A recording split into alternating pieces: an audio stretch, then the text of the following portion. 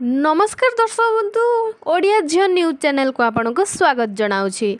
दर्शक बंधु कौन आपण खाता को जाई नहीं सीएम किसान टंका ताहले एही वीडियोटा को शेष जाए देखंतु।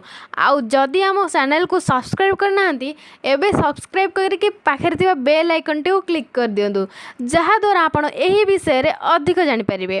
तो दर्शक बंधु चाषी को पई खुशी खबर खाता को गला सीएम किसान टंका। पवित्र अक्षय तृतीया अवसर में राज्य स्तरीय कृषक दिवस उत्सव पालन अवसर में मुख्यमंत्री मोहन चरण माझी सीएम किसान टंकार सहायता राशि चाषी को प्रदान करछंती। 50 लाख रु ऊर्ध्व चाषी को 1000 कोटी टंकार सहायता राशि बांटी मुख्यमंत्री। भुवनेश्वर ओयूएटी शिक्षक कृषि फार्म ठारे राज्य सरकार पक्षर आयोजित स्वतंत्र कार्यक्रम रे मुख्यमंत्री मोहन चरण माझी उद्बोधन देई कहिसेंती सरकार सबुबेले चाषी हित साधन लगी प्रयासरित। तो दर्शक बंधु आपण जदि वीडियो देखुचंती एवं आम चैनल को सब्सक्राइब करना एबे सब्सक्राइब करके पाखरे थिबा बेल आइकन को क्लिक कर दियंतु।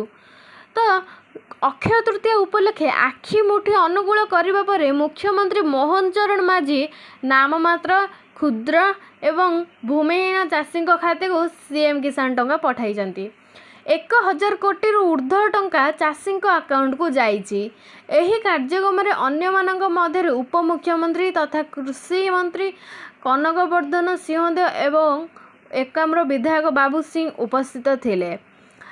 चाषी अकाउंट को गला 1025 कोटी।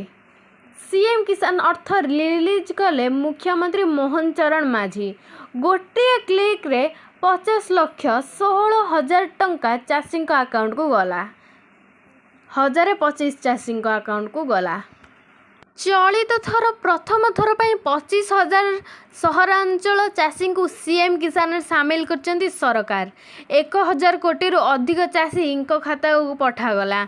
राज्य स्तरीय कृषक समारोह रे टंका पठाइले मुख्यमंत्री मोहन चरण माझी।